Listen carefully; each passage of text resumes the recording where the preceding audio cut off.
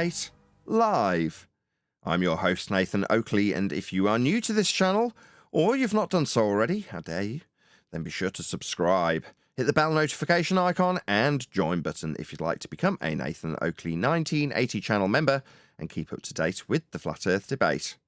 If you would like to support the channel, there is a super chat that runs alongside each of these shows while they are live, and there's also a coffee, Patreon, crypto and thanks button in the info box below the video. Most importantly, if you'd like to join the discussion, simply mute the page you are currently watching, then click the link in the info box below this video to join the panel and express your views on the nature of Earth. If you do join, please don't swear. If you do, you'll be ejected, and if you are, please don't try to rejoin the stream using sock accounts. You'll be warmly welcome back on the next stream. Please also share the show on social media. Sharing the show obviously increases the live audience, but this in turn increases the chances of a more diverse panel, so please share the show on Facebook and X. Now we are joined by Neil, Reflected Curvature, and a whole bunch of people in the Flat Earth Debate Discord server. So, welcome one and all. Good morning, folks. How are you? Is that rhetorical? I'm doing very well, Neil. How are you? I'm getting better day by day. Very good to hear it. It's always bizarre starting with a pre-show, having a moment of silence for the people in the panel while the music plays for the live audience. 34 people watching straight off the bat. They get to hear us transition from us chit-chatting, in this instance about All Roads Lead to a Flat Earth, which is the book that's currently being rewritten or redrafted for about the 4th or 5th time, and then transitioning into a live show. So when Neil asks me, how are you, given that we've just had 20 or 30 minutes of conversation, it's a little bit odd, but that's the nature of doing live shows. I hope you're all good in the live audience. Please share the show. Well, that's what I'm doing, it for the live audience. When I'm saying, how are you, I'm talking to the people listening, not you. I know how you are. Yes. How are you all doing out there in YouTube land is what you're saying. Correct. Yes, but obviously, conversationally speaking, you are asking me, even if it's rhetorical, because you are asking me, you're talking to me. Yes. In any event, let's do a bit of... Go ahead, whoever that is. Are you, Ranger? That was my call. That was my call ending. Okay. No worries. Let's do a bit of... I'll take advantage of that segue just to tell everyone I'm doing awesome. Oh, well, I'm pleased to hear it, AI. How delightful. Jolly good. We're all doing well. Everyone's happy. Earth is flat. That's how it's measured. But we should do a bit of housekeeping questions just to keep our hand in. Is there any evidence of a self-perpetuating, molten iron core at the centre of a presupposed spherical Earth? What's a molten iron core? Core is like the circly bit that they're described in the centre of this diagram. It's core, it's centre bit. Molten, like dribbly and juicy and stuff. So how did they get there? How did they get there to validate that it's molten iron? They didn't. Pure presupposition. Go ahead, John. It's only a calculation. It's only a calculation based on the density of Earth, Neil. That's all it is. How'd you get the density of Earth?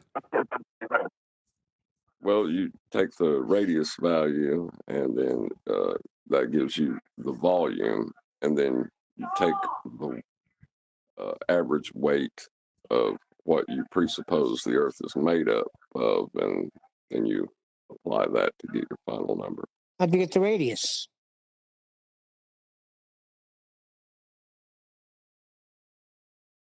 So, excuse me? How'd you get the radius? Yeah. No, you know what the tape measure? With a flat plane. Because of several ways you can derive it. If you want to have it actually functionally back engineer into anything practically useful, you're going to use the minimum elevation angle of Polaris as part of the latitude system.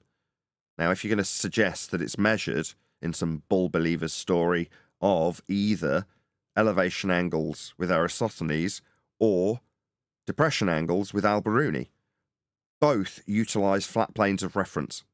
both need flat Earth for the story version of their derivation of an R value. Now, that's not to mention all the other things that were listed, but John declared them as presuppositional. The only one he didn't was the radius. So, hence he's being asked. But we might as well ask it in a bit more open of a fashion with a housekeeping question. Is there any evidence of the R value? Earth radius.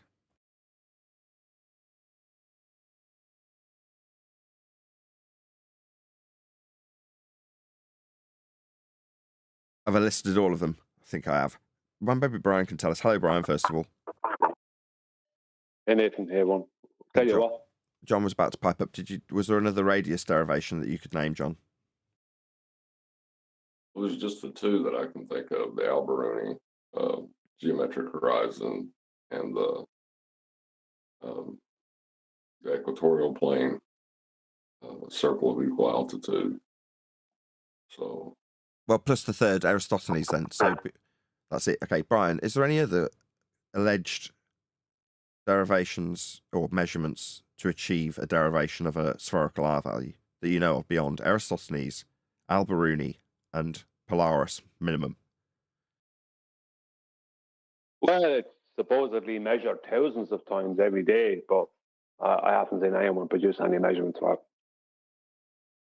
Well, when you're told that it's being measured thousands of times a day, what are they saying? Satellites or something? I don't know, all kinds of ways. The celestial navigation, surveying, I don't know, geology. God knows what kind of rubbish they're going on about. Who knows what kind of rubbish that they're talking about is. Okay, let's try and phrase it a different way.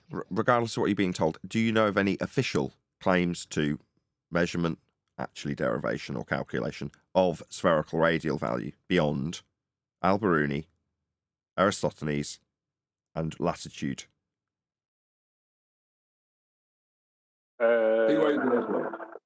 P waves and S waves, are that? Does that derive R? No. No. Let me see. The only. No. No, I didn't. I thought I'd listed them all. That's why at the end of me asking the housekeeping question, I'm like, have I listed them all? But I just want to double check. I don't want someone to come along and go, actually, here's this other 2,000-year-old character that's probably not got any available primary source evidence for that says, here's how we got R. And it's presumably going to use a flat Earth also. But, that's what I know. That's the extent of my knowledge. If you're going to back engineer it into anything practical, you're going to use the minimum elevation. That's the equator. Yeah? If you're going to suggest that you're measuring it with the sun, Aristophanes, then you're using elevation angles. And if you're going to suggest that you're measuring it with the horizon, that's dip angle. Or depression angle, that's Alberuni. And that's it. That's the list. All use flat planes. Still, now that you say it, you said the word equator. The last time I asked the question to a baller on a comment, I was told that they get it from the equator. Well, the equator's the minimum elevation angle of Polaris. It's the maximum area of equal elevation, circle of equal altitude with respect to a Polaris-based system. It's the maximum. No, they're talking about their globe's equator. Yeah, but that's what the radius from their globe's equator. But that is the equator. Be the same as the equator you're talking about. Well, that is the same. I mean, they could call it. What you're saying is where I can not infer, when I can point to a measurement with respect to something that could be called equator after the fact, they point to their imaginings that were on a globe and just by fiat say there is an equator, and that's where their argument ends. No, they get their equator circumference from the radius, and they get their radius from the equator circumference. Really simple. No, they get the equator from a measurement of latitude. It's a latitude. Yeah, that's what I'm saying. But Brian's saying no. In the comments, no. They get their radius, obviously, from the circumference. That's might as well be what Brian's saying here. Yeah, and they get their circumference from the radius. Of course. What's the problem? Well, it's the same problem with anything circular like geology. Well, how do you know the rocks are that old? Because we know what's buried with the rocks. We see all the artifacts that are around the rocks from that time period. Oh, right, that makes sense. So you verify the rocks are that age based on the artifacts you find around the rocks. Yeah. Well, how do you know how old the artifacts are? Because of the rocks that are therein. We know where those rocks are from, and that's where the artifacts would be from. Obviously. Of course. Yeah, I mean, it's obvious. It is obvious when you think about it. Circular reasoning's beautiful. Should we do any other housekeeping questions? R and molten iron core should suffice, I would think. Unless anybody's desperate to ask another housekeeping question, or have it be asked, I should say.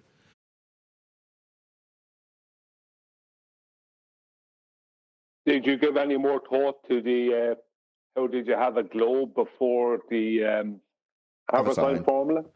Yeah. I have actually, yes. Because it was suggested that it should be a housekeeping question. Good segue there.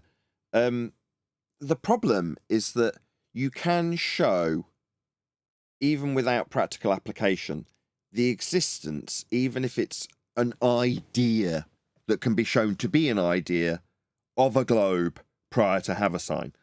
So when I said initially, this just needs the phraseology tidying up, well, I needed to have a justification for having said that in the past. Now here's my justification for it.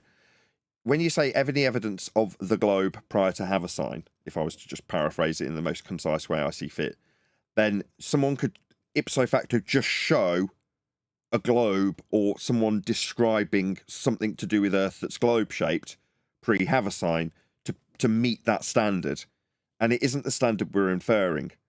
We're inferring that if you're going to derive anything useful from a globe, say that the world is that, then there's obviously going to have something useful surrounded around it that you can use with the world, like the ground you're standing on.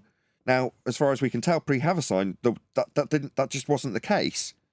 You know, they can infer some of these things like orbital motion beyond the ground, but that's the lights in the sky. So where do you have practical, useful, ground-based sphere assertions? Well, only after Haversine, when they can blag that the angle measurements off the surface are with respect to the centre of hell, and all these plotted points are actually the ground, because that's where it's been mapped and projected to, with Haversine conversion. Okay, well then it seems like, if you've got Mercator projections thereafter, you can actually, and you do actually to this day with Mercator, use these globe projections. So they're useful, right? Well, before then, what's being used about the globe as a surface for Earth? Nothing. But is there no globe before Haversine? Nah. Suddenly the phraseology can have us caught out and someone go, here you go, here's a globe in 1200. And you go, oh. So they've met that standard for the housekeeping question then, if it's phrased that way. Yeah, but how did they navigate the world if the world is a globe and they didn't have the Haversine formula and navigation of the world was happening and constantly happening? How did they navigate the world without the Haversine formula if the world's a globe? Yes, that's got a lot of caveats in it, but yeah, that's this what's the word? Sentiment of what needs to be driven home in that housekeeping question. So absolutely, because it's it's truly intriguing. Originally, when we discussed Haversine, do you remember what we were saying? Can you remember what our take from it was last time Haversine came up several years ago now? Can you remember? I can. I don't know, because I've had many conversations. Why do you need to convert from flat if it's a globe? Oh, yeah. If it's a globe, why are we converting from flat to globe if it's a globe? No conversion should be needed or required. Why are we doing this at all? That was what we took away from it. Now, further down the line now, we're saying, well, the wider reaching implications are, what is a practical use for the globe in a ground-based context pre-Haversine? And the answer is there isn't one. Well, all the Haversine does is convert basically rumline distances into great circle distances as much as possible. Because great circle distances are only north to south, you know, in reality. Directly north to south, what they call a great circle distance is just the full length of two opposing longitude lines. That they can't use them. Most travel, whether it be sea or air, doesn't happen directly north to south or south to north. So they end up using rumline distances. And that's basically the whole point of the Haversine formula, is to convert what they call rumline distances to fit a globe. But Well, you can apply Habermas on the equator. I was just about to say exactly that. Obviously, you still have systems pre-Haversine, and they're just using the celestial sphere. So if anything gets cited, if we put that question out as phrased, and people didn't take the Weasley route of just finding some shitty reference that said that the world was a sphere before then, I think what people would come and present to us would be the celestial sphere. Not realising it's not a globe. Yeah, but go on, John. Go on. I was just going to say that's really all it is. They've taken the celestial sphere diagram of the celestial sphere over a flat plane, and they've reified it into the reality, and then they deny the flat plane that's necessary for that diagram.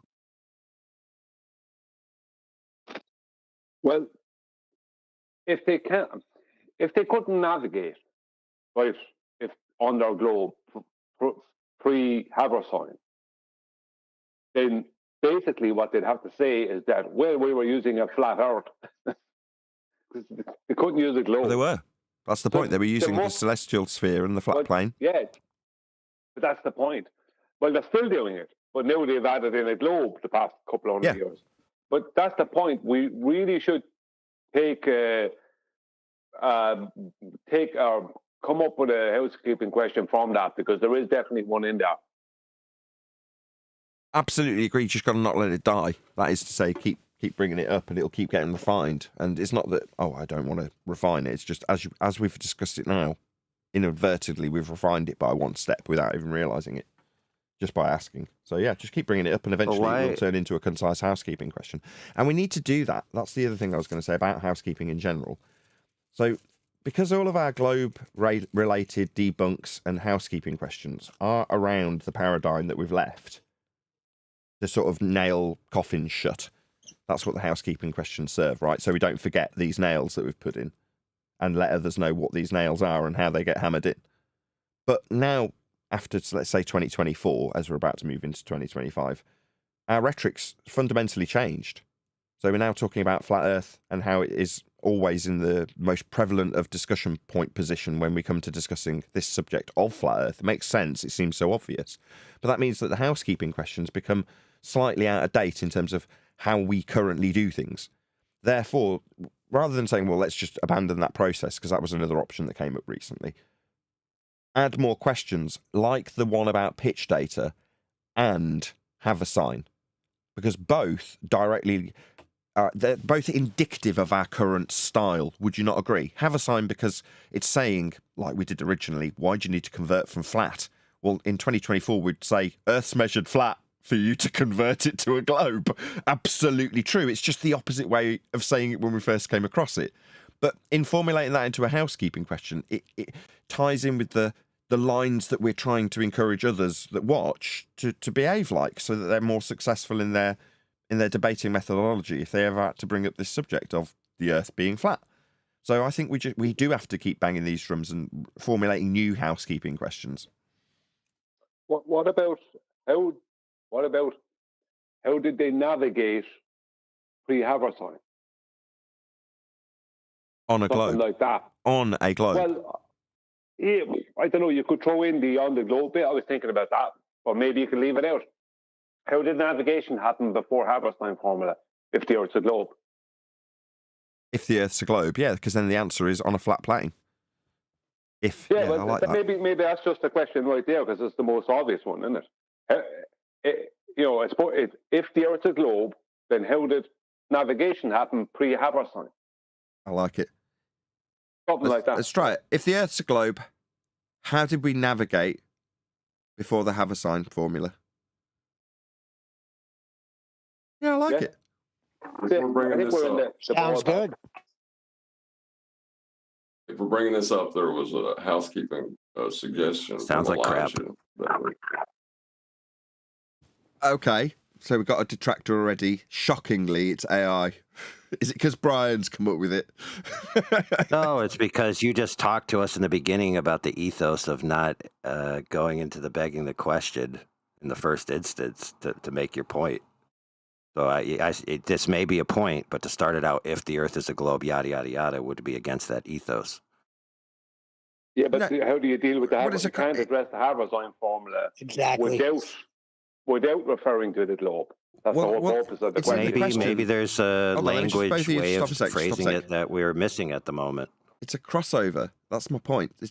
It's a way of transitioning from questions that were heliocentric related to 2024 front foot forward flat earth rhetoric. So in this specific example, AI, you've got a question as per the housekeeping questions that asks your average common garden globe believer how the earth is navigated before the Haver sign, if earth is a sphere, or however the sphere is incorporated into the question. What's the answer in this instance? Not any evidence of a molten iron core. It's a closed question. No. This is different. What or how did we navigate pre-Haver sign? What's the answer to the question?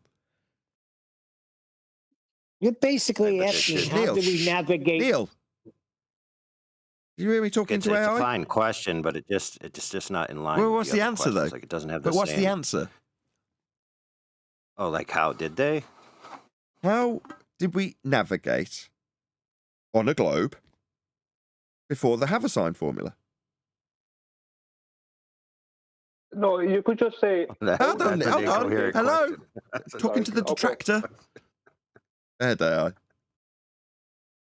Oh, there's multiple ways that they navigated on something that wasn't a globe.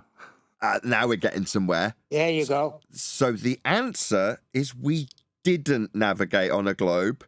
So how did we navigate? On a flat Earth. Precisely.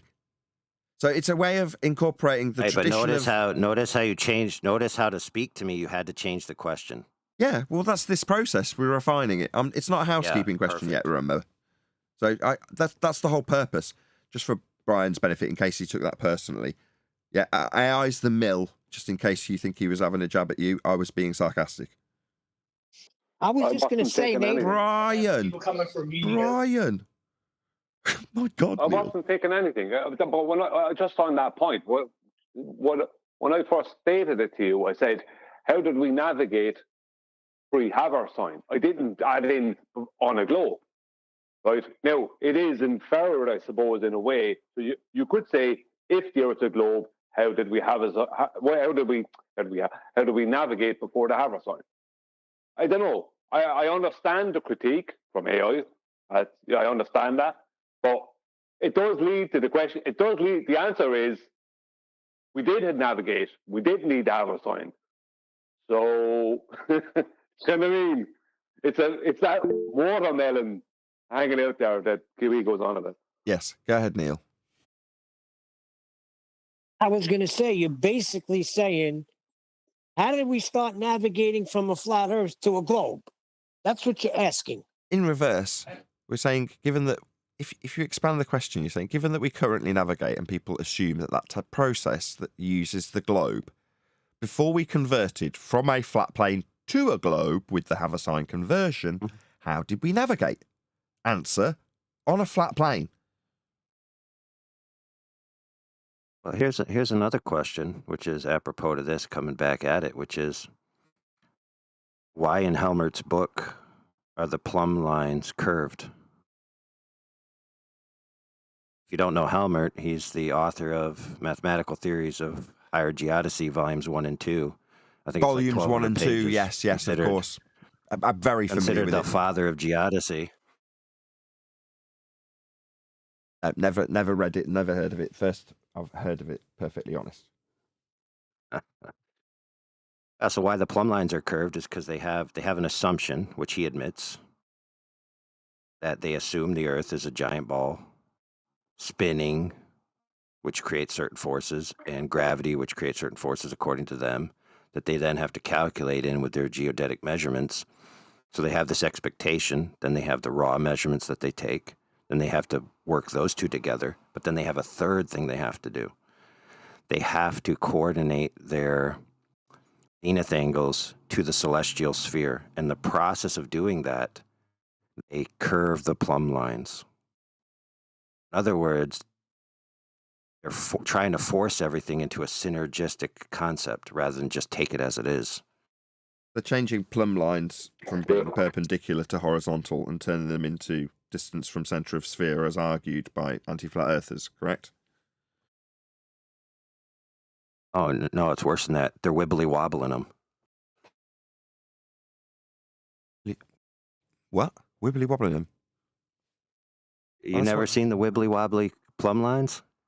Plumb lines are straight. So this is an alien concept that you're trying to describe to me. Oh, you never seen it? You No. never seen those, bro? Anybody else familiar with wow, this let me wibbly wobbly post it. plumb line? Let me post the citation from Sure, Helmer. have a look. Quick shout I'm out aware to... of- Hold on, everyone, I'll just do a quick I'm shout aware- out. Hey, hold on. Shout out to Eddie Wayne. Afternoon, lads. Let's hope all is well. Looking forward to today's show. Well, thank you very much, Eddie, for the super chat. Really appreciate your support. I had Neil, then Brian. And then Refracty's got his hand up. I was going to say plumb lines are straight. There's no such thing as squiggly plumb lines. It wouldn't be plumb. Don't shoot the I'm messenger, only man. aware of the. Sorry. I was just going to say, don't shoot the messenger. He's just telling us what they say. Anyway, yes. Yeah, and I'll bring know. it, but to Neil's question, Neil, just think about what you just said. If plumb lines are straight, why would they be curved? But my question was, why do they curve the plumb line? To make it a ball. Yeah, Well, I that's understand your interesting you question, bring but up. you can't. It totally takes away the reason you have a plumb line. You cannot. When I use a plumb line in construction, it cannot be curved. Yeah. It's a what's the word when you've got a definition that violates itself when you define it in a different way? It violates the law of non-contradiction. A plumb line. Oh no, it's a law. That's the one. It's a law of identity violation. Yeah. Right.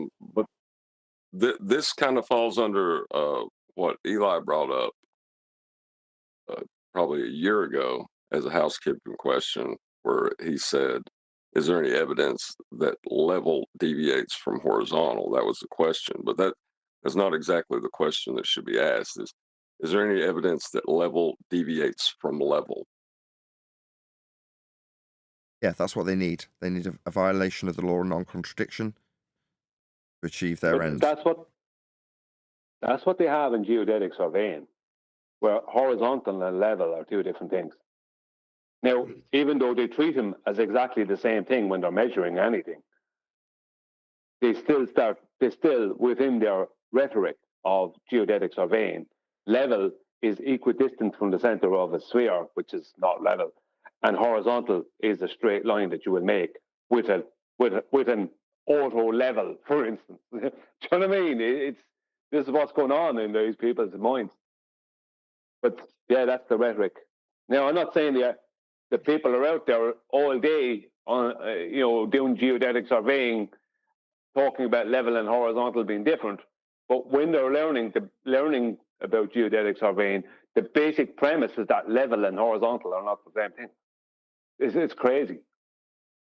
Well, I mean, Right, so we got in the chat technically, there two references. This curvy-worvy plumb line. I got the quote straight from the page from the book there, from Helmer, which is the PDFs right there. You can actually go look at the book. Well, you can't. I'll describe it. It's basically, you got the reference ellipsoid, the geoid, and then you got the Earth's surface there, and you can see there they have plumb line going through it. You can see that the plumb line is curving through the hill, represented in the graphic, till it reaches the top of the hill where the plumb line exits the ground and then takes off at an angle which, from this little graphic here, has no necessary reference to any perpendicular to a vertical ray coming straight from the radius. So a radial vertical, right, which would intersect a sphere, and then you'd have a line from that, which would be a tangent that you could draw 90s from. You would think that would be ideal in their model, but obviously they have potato Earth, right? So they can't actually get true plumb lines in their worldview because they don't always add up to their assumptions, and especially their assumptions of preserving the angles to the celestial sphere to reverse engineer it back to the ground. And the only way to solve that is through extensive mathematical formations, which are in this book, by the way, and curving the plumb line. It's the only way they can do it. Can someone grab that from Well, Discord and stick it in Skype? Another quick shout out, won't be a sec, Brian. Another shout out to Eddie Bain. Thank you very much. Squiggly plumb lines to build squiggly walls. Thank you for the super chat. An issue they have is because they don't have, I know it's described like people will describe it as a vertical, but the issue they have is they don't have a vertical or horizontal. Now, they can have a straight line coming from the center of their globe, coming out at some angle, and put another straight line 90 degrees to that, and they'll have 90 degrees, but none of those they will be vertical or horizontal. But what an issue they have is that is a vertical, sorry, not vertical, but let's call it a zenith to tangent, right? But they can only have, and this is something I brought up before, they can only have one 90-degree line, one line that's 90 degrees to that tangent line. So it's only where I exactly stand now, can that straight line be 90 degrees to the tangent point I'm standing on. I can't put another line, let's just say, in the hallway that I'm looking at now, that's directly parallel to this line, and that will be 90 degrees to that tangent, but within their world, that won't have any connection to the Earth. So they can't have Right. So yeah, you understand? Yeah, correct. So they then have the real world measurements, right, which aren't going to match the ideal description of a radial with an intersection to get any kind of 90-degree from, right? So they go out and they find, oh, that doesn't add up. But we already have this presupposition of synergizing the alleged globe Earth with the celestial sphere, from which we derived it retro-engineering wise. So we have to have, a 1,200-page book to help us out here, to tell us how we can do all this math, to shove our assumptions up reality. Yeah. That's a good way of saying it. Yeah. Let's say... Let me read the quote, if you don't mind.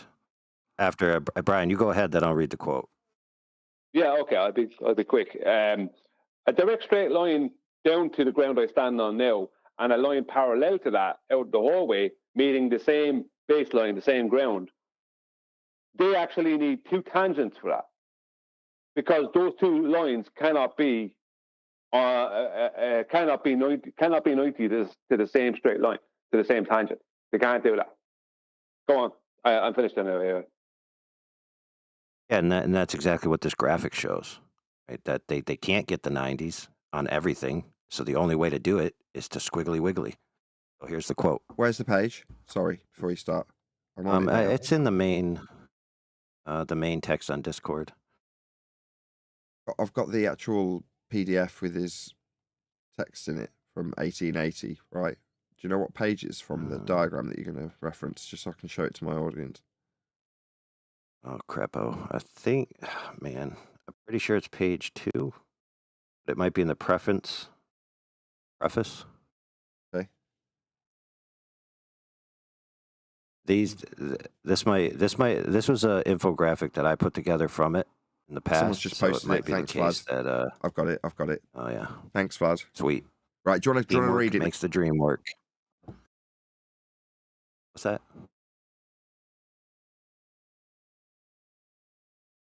Yeah, I've got it up on screen if you want to read out your quote now. Feel free. Okay. In spite of the fact that the surface of the Earth cannot be reached everywhere, it has been made possible to have a general knowledge of the shape of the Earth through the existence of a simple law of formation of the shape of the whole body of the Earth. This is a law of formation of which the factors are the gravitation of mass particles and the centrifugal force created by the rotation around an axis. In other words, one big circular reasoning fest. Yarp. Jolly good? Okay, we're going to segue ham-handedly on to something else. We will come back to this housekeeping question, though, in terms of haversine conversions from flat to plane, from flat to globe, I should say. Nevertheless, in the pre-show, gone, refracted. Oh, I was going to bring it back to the pre-show. Never mind. You go ahead. Well, so was I. So Paula, or Bible U, as a YouTube channel, was something we were covering extensively in the pre-show. If you do want to see what we've covered in this regard, you can probably get the tone of it. It's a review of, is it Danny Faulkner? It is Danny Faulkner, isn't it? Danny Faulkner's book, Falling Flat. So we've obviously watched and critiqued a little bit of it and responded in regards to the book that I'm currently writing in that context. So in the live stream chat now and a few minutes ago was the link to Bible U, because obviously when we're doing it in the pre-show, there's no audience to send a link to tell her we sent you, because there isn't anybody to be sending. But now there is, and the fact that we've covered it in the pre-show, I'll put a link to her. So please go and toddle along to Bible U's channel. Let her know I sent you. That's at Nathan Oakley 1980 sent me. And check it out. I will play a little bit of it just to give you a feel for what we were covering in the pre-show, and then we're going to move on to Bryce. Don't say this that I know of. And he knows that flat earthers don't say that. If there were a few people he may have heard that said something about that they were conflating the two, he had failed to document this, but it's certainly not a representative view in any case. And then, just my note there is that Faulkner makes Dubé's alleged falsehoods the cause of the unsubstantiated claim that confusing Earth shape with geocentrism is common. Then he says, on about page 74, but his method was based on the theory of a spherical moon orbiting a spherical Earth, casting a shadow on the Earth, talking about Ptolemy. Did Ptolemy say Earth was spherical or just the moon? You've got to always go to the source material yourself on the occasions he deigns to provide them and read it for yourself, because as we saw with Augustine, even when the quote that he puts in his book is accurate, doesn't even matter if it's accurate or not, it's how he understands it, and he twisted it inside out and upside down. So he says the first reasonably accurate prediction of a solar eclipse was when Edmund Halley, or Halley, depending on who you ask, predicted the path of the May 3rd, 1715 solar eclipse just a few months before the eclipse. No citation. Regardless of the quality of his assertion, it's still based in heliocentric orbital motion derived from flat planes, isn't it? So again, 2024, front foot forward, always look for the opportunity. If he's stating it, in terms of Halley's Comet and the predictions in orbital motions, where'd you get the orbital motions from? Flat plane derivations of angle measurements of the movements of the stars. So even though I agree with your critique in terms of his book writing prowess, for me it's just another opportunity to point out that they need a flat earth more than we do. Anyway, for the audience, this is Bible U channel, so check her out. That's Paula speaking, because you were just listening to. And yeah, go and subscribe today. Leave her a comment, leave her a like, help her along in the YouTube algorithm. She is as flat earth afflicted as we are.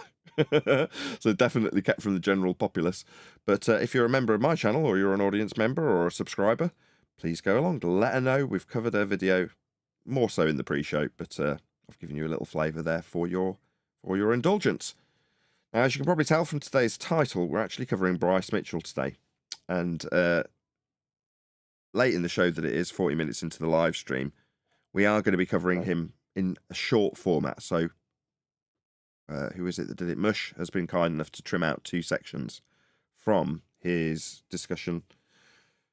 And they're only short sections, so it's not like we're going to be here all day covering half an hour video. We've literally got 2 1-minute clips from it. So that's why it's a little bit later in the show, and we'll still manage to get our way through it, I am in no doubt. So, with that being said, Mush, did you want to give any preamble, as it's you that suggested this today? If he's around. Yes, he is. He said we're going to be covering the 2 short clips of an hour. The whole interview is an hour long, but Jessie Lee Peterson asked Bryce about the flat earth and moon landing, and that, in my opinion, that's the only 2 relevant things that hopefully provide Bryce with some factual information on how the earth is measured flat and second law of thermodynamics. and hopefully people get on Jesse Lee Peterson's and leave some comments. Videos Indeed. being reviewed. Well, so this is Jessie Lee Peterson's channel, right? The Fallen State. Yes. Okay, so as is always the case when we cover anybody, and it's not the first time we've sent people to Jessie Lee Peterson's channel from memory. We also sent them along when we were covering Dave Weiss. But in this instance, as before, please let Jessie know in the politest possible way at Nathan Oakley 1980 sent me. That's all one word, @ Nathan Oakley 1980 without any gaps. Sent me, so that he is made aware, as the videographer in this instance, that's Jessie, that we have covered his video. And hopefully Jessie will make a response, make a video, comment about us. And if he was to do so, like we are doing for him, admittedly a much larger channel, he'd share in the YouTube algorithmic love and put a link to my video. That's the general idea with these things. In either event, hello Eli. We will cover Jessie's comments, not Jessie's, Bryce's comments to Jessie, with the hope that we can actually impart some better arguments on Bryce. So on yesterday's show, although we have covered Bryce previously, it was mentioned that Bryce is out there, captivates people in various different arenas because of his skills as a fighter and his outspoken views about Christianity, in this case, flat earth and other subjects, moon landing, etc., etc. So because of that, when he does cover or cross over, let's just say, with our subject, we want him to have the best possible arguments. In other words, arguments that he can win with. Now, don't get me wrong, I'm sure there's plenty of jokes that we could have about him just kicking your ass if you wanted to argue with him. But argue with him, people will. You know, that will only get you so far. It's not the case that somebody who's extremely intimidating in an octagon is going to be anything like as intimidating intellectually when they're talking about the Earth being flat. The assumptions of his intellectual prowess are automatic regardless of his endeavours. Doesn't matter if he's a PhD or a prize fighter. Everyone's considered the same the moment you mention this subject. So with that in mind, doesn't matter which arena is regurgitating some of the information we hopefully impart upon him today. We just want him to have the best arguments. So yeah, that's why we're covering him. Not necessarily to even critique anything in these 2-minute clips, but having a couple of clips with him in means we can talk in a way to him. We'd hope that, you know, somebody would actually contact Bryce, not Jessie. Now, that might sound weird as I've just called my audience to action with links, which I'll repost now. Do go and let Jessie know at Nathan Oakley 1980 sent me, and I am encouraging you to do so. That is to say, if you're watching live and there's almost 100 people here, go and do it. Don't just say, yeah, I will, future tense, do that. Actually go and click on the link. I'll keep waffling about this process while you do it. You're not going to miss anything, I promise. But yeah, please let him know in a comment.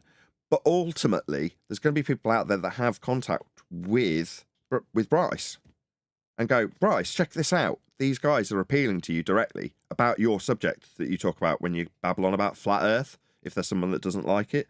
Or if you are, which by chance is very slim chance, that you're also a flat earther and know Bryce, then, you know, pass this video on to him and say, look, these guys want you to have better arguments.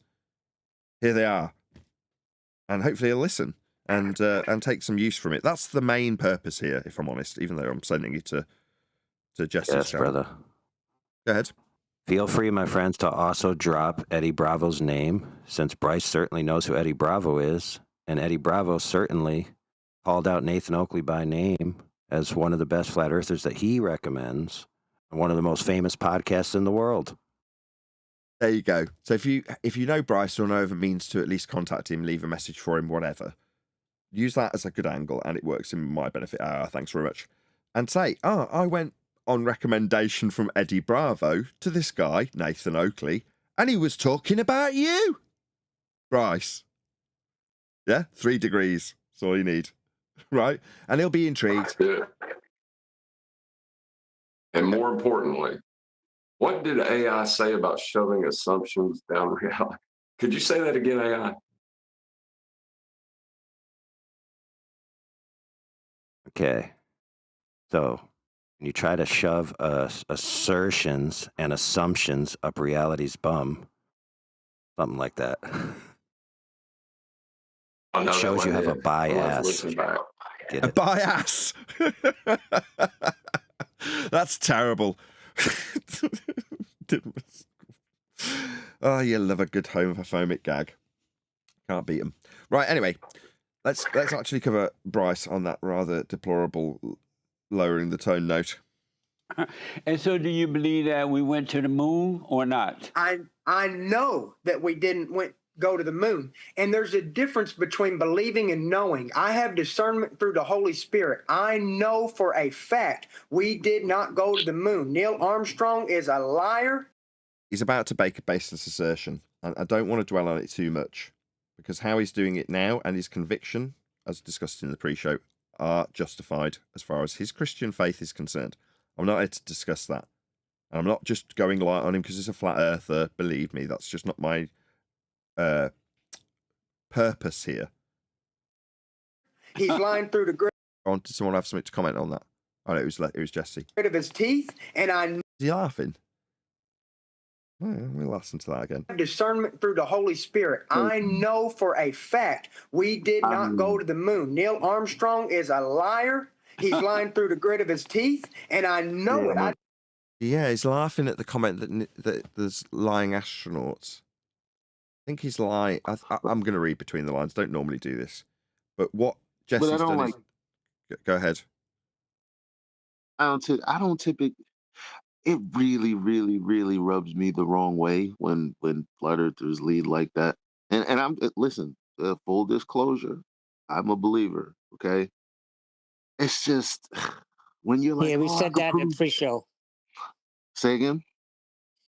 Carry We on, had Eli. the same sentiment in the pre-show. Yeah, feel free. Eli, carry on. Yeah, because I know what I mean, and it's almost it's just opening the door for people to mock you because of their perspective.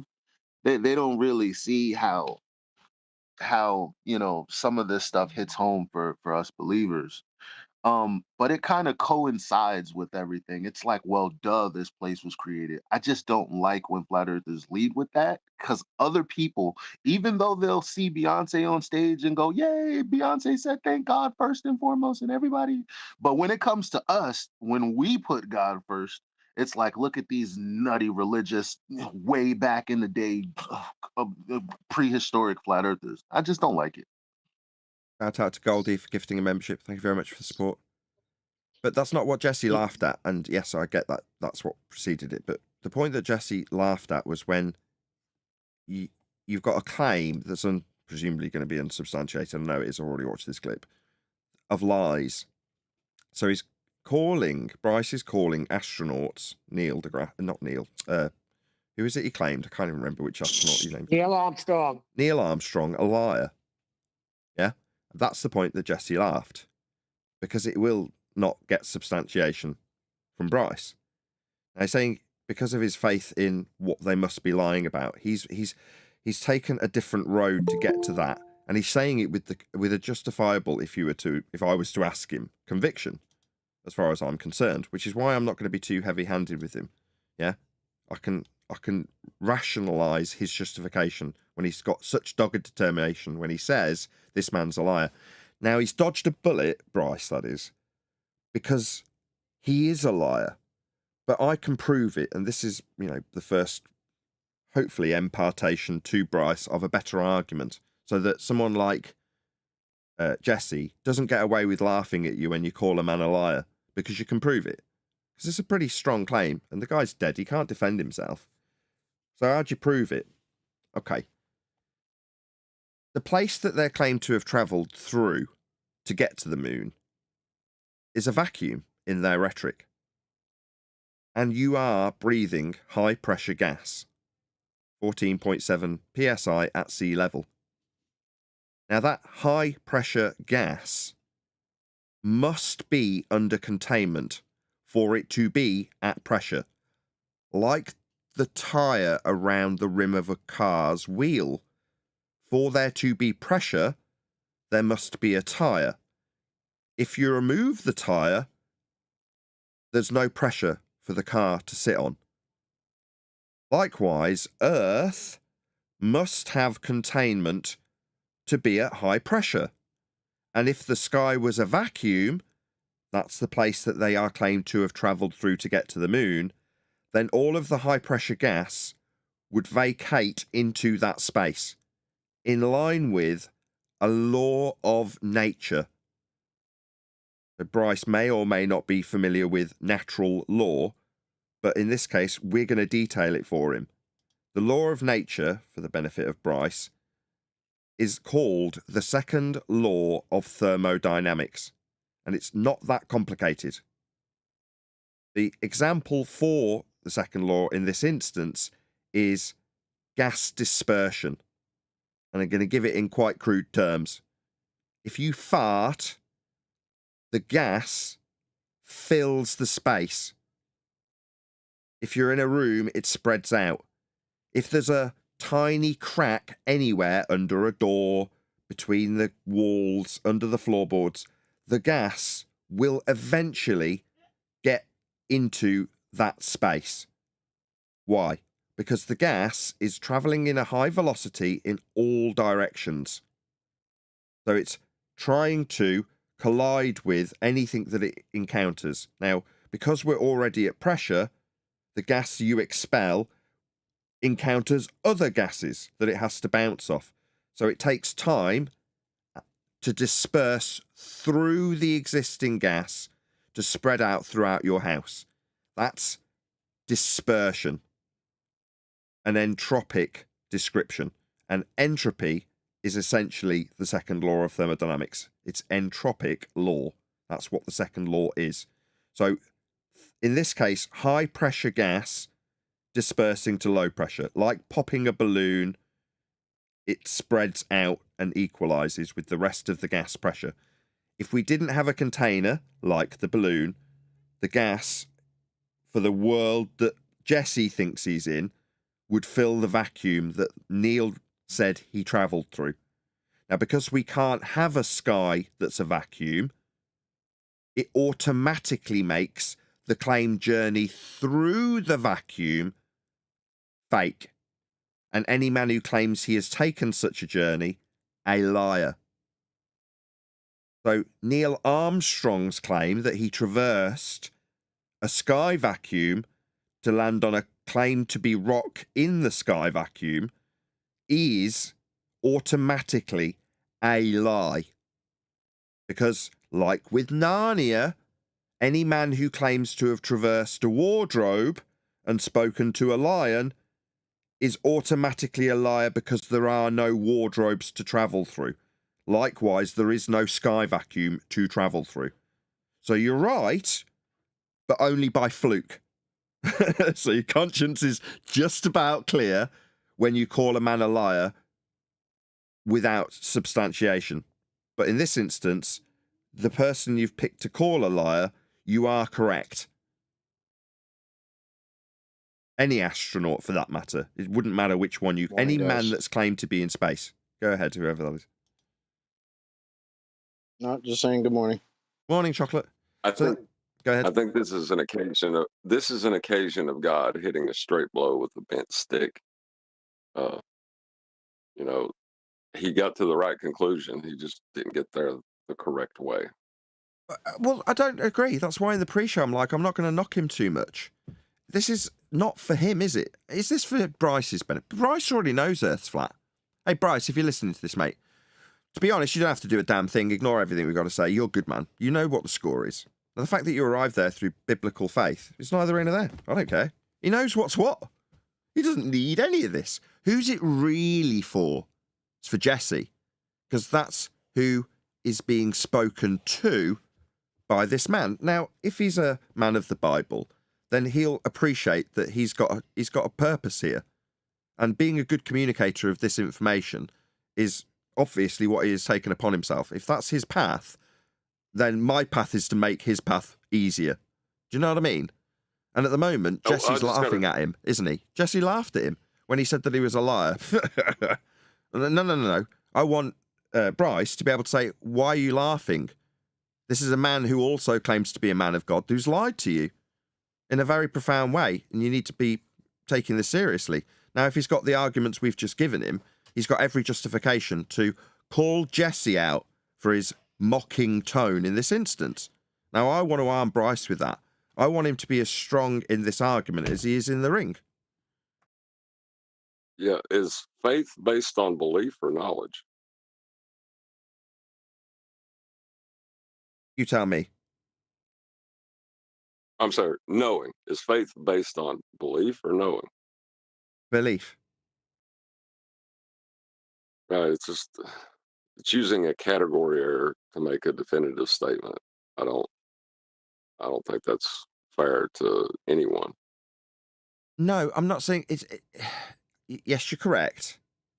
But to Bryce, mentally, his conscience is going to be clean, isn't it? If I asked him to justify it, he would not lack the courage of his own conviction when telling you why he knows this.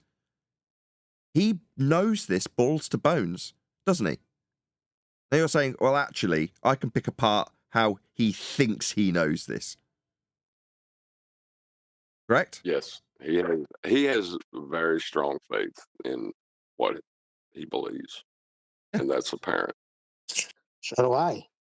Yeah. Don't hear me saying that though. Yeah. Well, but the standards aren't the same as his biblical standards, are they? So that's why I've got to be gentle in terms of transitioning him off a standard that is perfectly reasonable for him. But that's why I'm saying this isn't for him, is it? He's become the messenger. He needs to communicate this to others, and that's what he is essentially doing in this moment. Happens to be about our subject. It's not very long. We've only covered 14 seconds. or 20. But the point is that he's on this path. Whether he's chosen to be on this path or he's found himself on this path, I don't care. We're here to refine his path and make his life easier. And his purpose in this moment is communication with Jessie and the wider audience. And the standard he's got is therefore critiqued by those people, not just his own standards. So yeah, his conscience is clear, but we wouldn't have any purpose in doing this if that was all that mattered. Go to the moon. Neil Armstrong is a liar. He's lying through the grit of his teeth, and I know it. I don't think it. I know it. Really? And how do you know for sure we didn't go to the moon? You just know it for sure. How do you know that? Because everything that NASA does is a lie. NASA, add a T, you get the word. Stop. Elephant hurling and generalization fallacies by Bryce. Now, again, I don't want to labour this point too much. There, I've done it. I've criticised it. However, now he has a better feather in his bow, or whatever. What's the phrase? Arrow in his quiver. Correct. Yeah? Now you've got a better arrow. Right?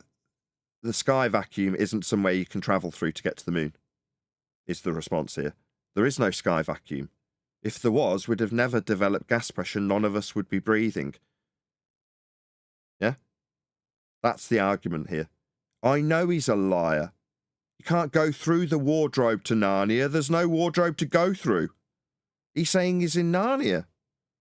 And therefore, I know automatically that any claim that comes from a place that doesn't exist, like Narnia or the sky vacuum, is automatically a lie.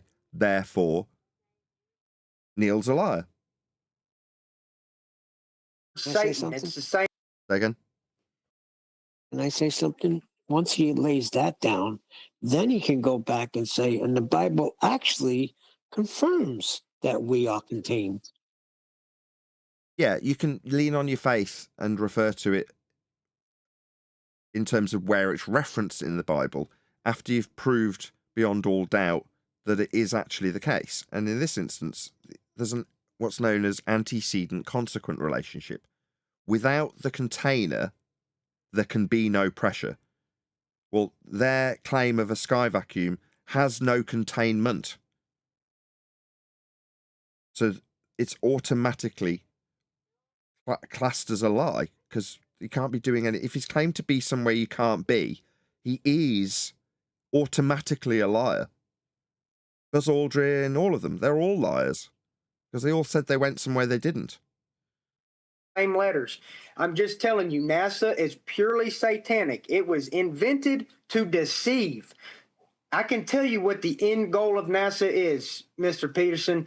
The end goal of NASA is to fake an alien invasion. They're gonna attack probably United States or other parts of the world and say. He now is into speculation and his beliefs about what might come. I mean, without a crystal ball, you don't know this is going to be the case. It may come to fruition in the way you describe, Bryce. But in terms of convincing next man, the guy sat opposite you, that what you've stated is true, prove it with evidence. A natural law, how gas fills space, your farts will always fill the room. So would the gas fill the vacuum if we had one. They didn't go to the moon. You do yourself a disservice when you speculate about NASA's existence as a satanic organisation here to peddle the notion of aliens in the future. You're sounding crazy, just being honest. Yeah, and that's kind of what we're trying to step back away from. To Mr. Bryce, I don't want to insult you, but there's a better way to handle it than this, because it's extremely argumentative, and it can get you nowhere.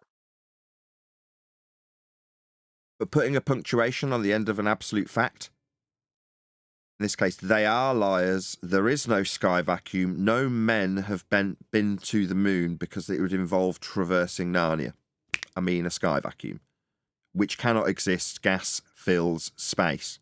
Always, it's a law of nature. There we go. That's that one dealt with. There is another one, which is more up our street, if anything. And so do you, it crossed my mind, do you believe the earth is flat or round? I know that the earth is flat because it's in the Word of God. It describes it as flat. Psalms 104, the earth shall not be moved. The Bible doesn't say that the earth spins and rotates and does all of this stuff. The Bible says on the first page of Genesis that there is a firmament. Most Christians don't care what a firmament is. And it's what undid his other argument about travelling to the moon. So you can lean on it and call it a firmament. You're a Christian, and it says that in the Bible. Perfectly reasonable. I don't, because I don't know what the containment is. I know it must be there for me to be breathing. You call it a firmament. Well, the gas that they say is around us is uncontained and able to be traversed with a rocket to enter an area that the gas isn't filling. So the gas just gets up to what they call the Kármán line and goes, do you know what? I'm going to go down, go boom, boom with a bent pseudo-Riemannian geometry known as Einsteinian gravity. Sod natural law. What do you mean carry on in whatever vector I'm travelling in till I collide with something? I'm going to go down. I'm going to eat some cakes. Go down, go boom, boom, go splash, splash. Because that's what I'm going to do. I am in defiance of natural law. I'm a free and independent gas particle. That story is copyrighted. Thank you. Anyway, gas doesn't behave that way. It just fills space. And a lot of them that do care don't know what the firmament is. I know what the firmament is because I prayed for discernment. So I know what the firmament is. I know that Isaiah 40:22, God sitteth above the circle of the earth. God does not sitteth above the globe of the earth. Yeah, this is bad on two fronts. So you're telling him why he's asked you if it's flat. And you're telling him why it isn't a globe. So, again, you're not to know this, but it's been our 2024 rhetoric on Flat Earth debate. Our endeavours are to make people like yourself, you're a flat earther, right? Move forward on the front foot, tell him why it's flat, not why it's not a globe, and why the Bible doesn't refer to what he thinks is a globe. Tell him why it's flat. And in that respect, Earth is measured flat. In all regards. Now, right. When you go ahead. I was going to say, when you take the default position away from them, the onus is on them then. When you can take that default away and say the Earth's flat, then they have to come up with a fallacious argument. Like, it's so big it's flat, which makes no sense, you know? But they'll go to that special pleading or whatever other logical fallacy. But make them go there. Yeah, so you can make a quick, sharp statement to represent the default position of a flat Earth in terms of how it is functionally used and measured. Bryce, speaking to him specifically. If you can conclude the answer, so when you're asked, do you think Earth's flat? I know it's flat. That's how it is measured. They can actually leave it there.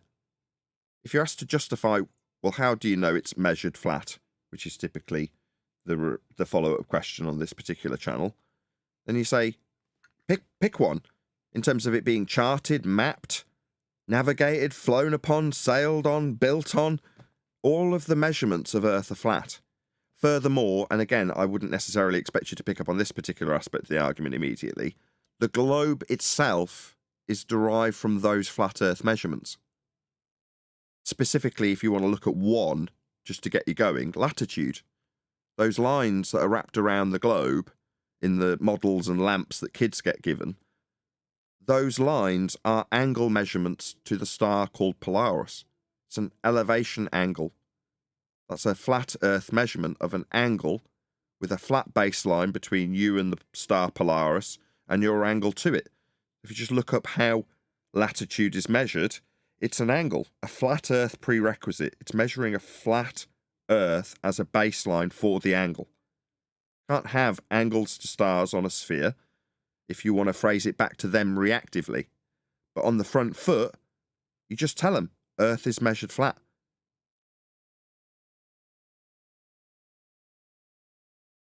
The people who wrote that book, they knew what the difference in a globe, a three-dimensional object, was. And again, appealing to the people who are writing the Bible, you know, by the way of it being penned by God, you know, this isn't the greatest of appeal in terms of the people who are writing it know the difference between X and Y. It's weak at best, even if you could categorically prove with primary source research that you could divine the thoughts of what they did and didn't know when writing the Bible. Even then, it's still weak. But saying Earth's measured flat, long pause, that's far, far better. It's a statement of fact that you'll never, ever, ever fail to prove because it's a fact. At best, they'll appeal to one of the flat Earth measurements that Earth will always have applied to it to suggest that Earth is spherical.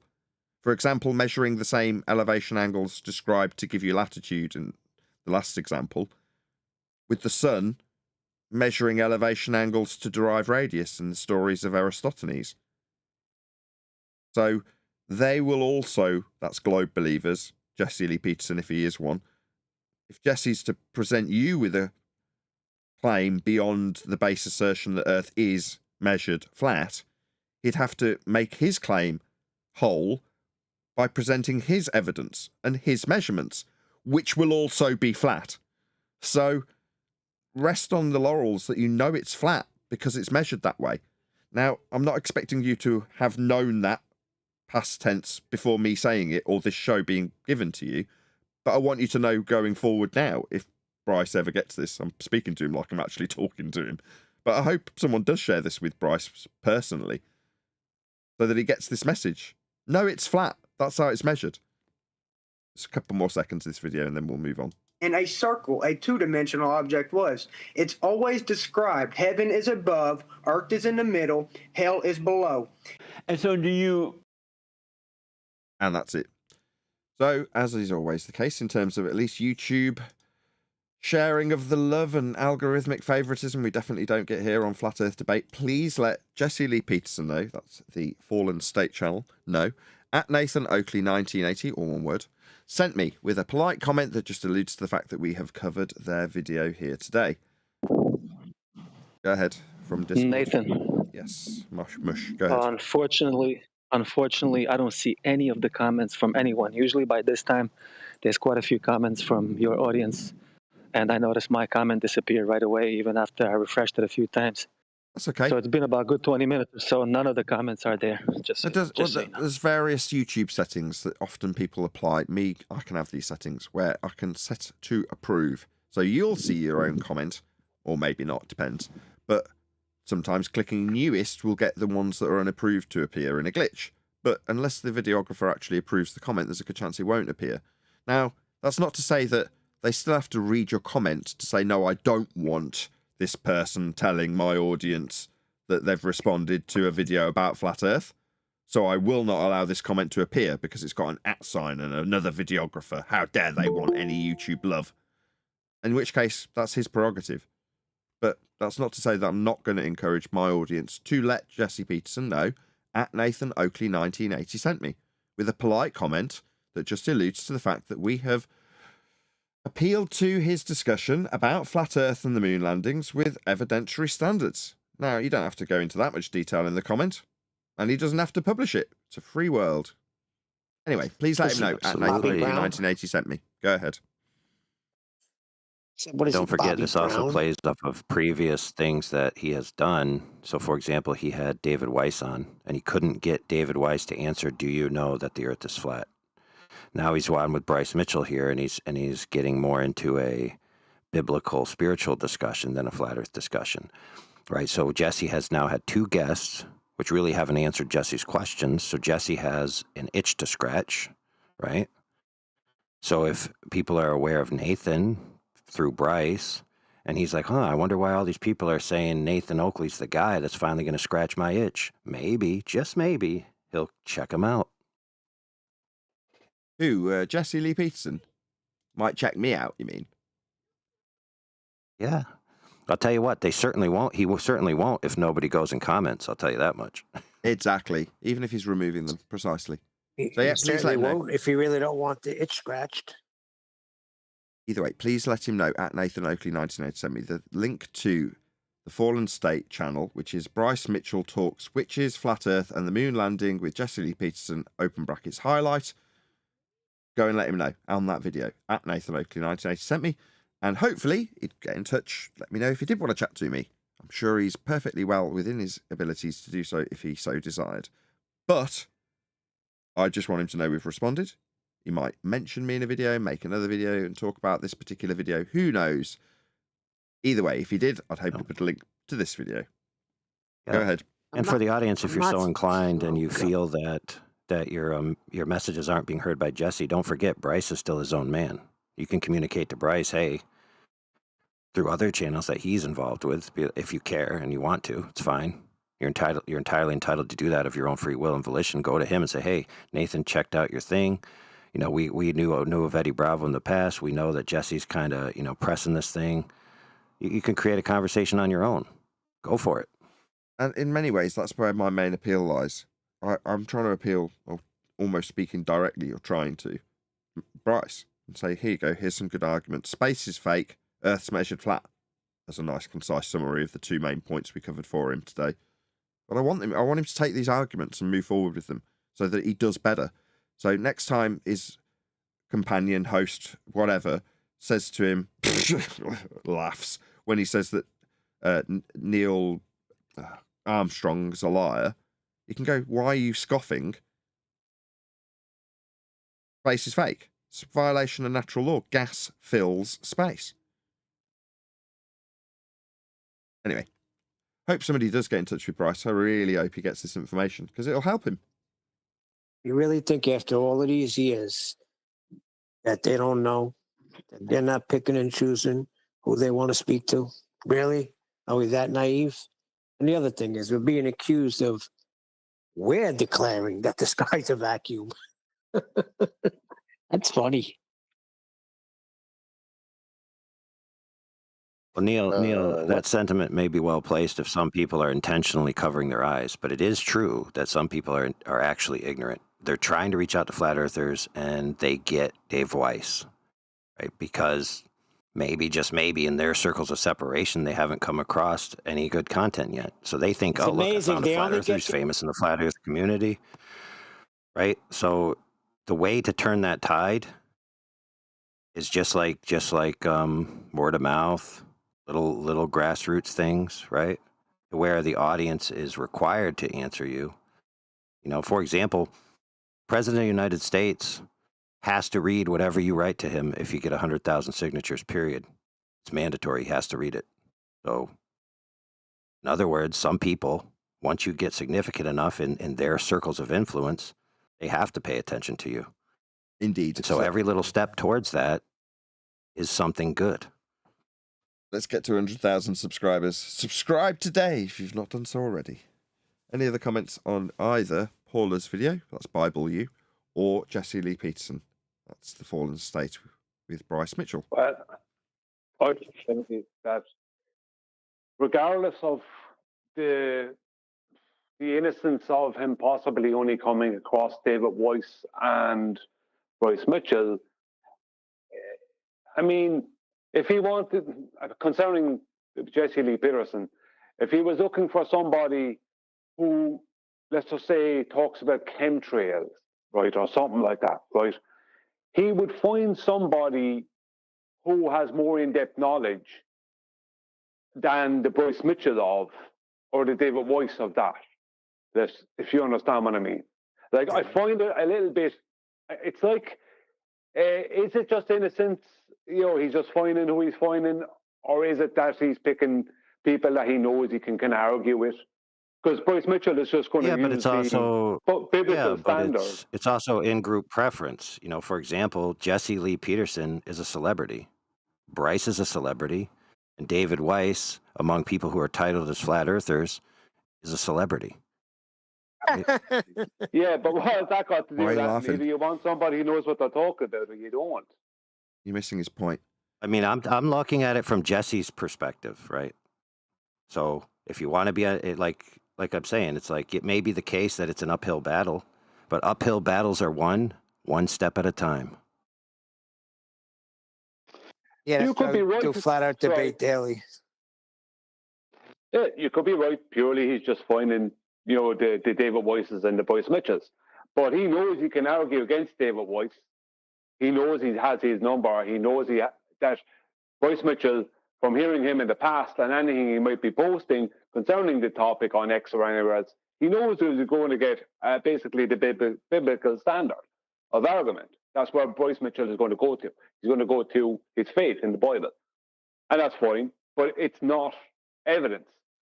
It's not measurements, things like that.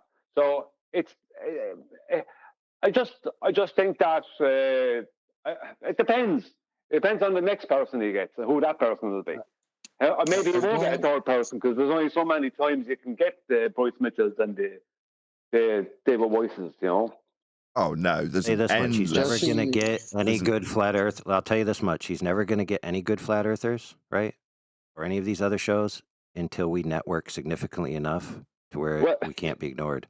Because, like you said, if he's not coming looking for the niche parts of the community that have the good facts, the only way to get it out there is to bring it to them, right? And so everyone has to decide what they're willing to do if that's their goal, right? So some people's goal is to do that stuff. And so we make it a point on this show to make sure they know that there are opportunities like that exist if they want to take advantage of them. And some people are interested. Like a lot of flat earthers are really, really interested in MMA. They've been following all the MMA characters. We have numerous people in our server, 24/7 Flat Earth Discord, that specifically came because of Eddie Bravo, specifically because of the MMA connection, and Joe Rogan, who also has an MMA connection. So there's a huge community to tap into there. Or maybe the next...